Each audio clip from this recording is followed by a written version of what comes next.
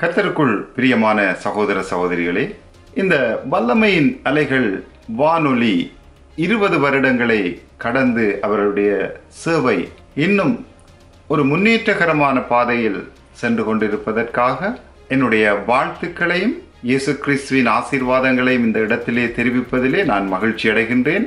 என்னுடைய பெயர் ஆகஸ்டின் ஜெகசோதி. நான் டொரண்டோ, கனடாவிலிருந்து நான் பேசுகின்றேன். நான் ஒரு மத்திய அரசாங்கத்தின் நிதியுதவியின் ஒரு அங்கமாகிய இந்த settlement assistance and family support services என்கின்ற நிறுவனத்திலே நான் ஒரு முழு நேர குடியமர்வு சேவை ஆலோசகராக நான் இருந்து வருகின்றேன். அதோடு நான் ஒரு பகுதி நேர ஊழியனாகவும் இந்த தேவனுடைய பணியிலே நியூ கவர்னன்ட் மினிஸ்ட்ரி என்கின்ற ஒரு சிறிய ஊழியத்தை நாங்கள் நடத்தி வருகின்றோம். இந்த வல்லமையின் அலைகள் என்கின்ற வானொலியோடு நான் அநேக காலங்களுக்கு முன்பு தொடர்பில் இருந்தவன்.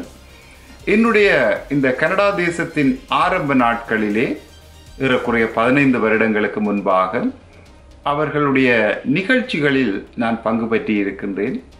பாடல்களை பாடுவதாக இருக்கட்டும், அல்லது இந்த வேத வசனங்களை நாங்கள் சம்பாஷிப்பதாக இருக்கட்டும், ஒரு நெருக்கமான ஒரு உறவு அப்பொழுது இருந்தது. பின்பாக இந்த வேலை பணிகளின் காரணமாக என்னால் தொடர்ந்து பங்கெடுக்க முடியவில்லை. அவர்களுடைய நிகழ்ச்சிகளை நான் இப்பொழுதும் செவிமடுத்து வருவதுண்டு. அநேகருக்கு ஆறுதலான பல நிகழ்ச்சிகளை கொண்ட பல அம்சங்களை உள்ளடக்கி இந்த வல்லமையின் அலைகள் வானொலி அவர்கள் தங்களுடைய சேவையை செய்து கொண்டு வருகின்றார்கள். சகோதரன் வின்சென்ட், சகோதரி ஜெசிந்தா அவர்கள் பிரத்யேகமாக என்னோடு அவர்கள் தொடர்பிலே இருப்பவர்கள். அவர்களுடைய இந்த சேவை மிகவும் தேவனுக்கு முன்பாக ஒரு ஊழிய பயத்தை கொண்டதாக அவர்கள் செய்து வருகின்றது. மிகவும் பாராட்டக்கூடிய ஒரு காரியம்.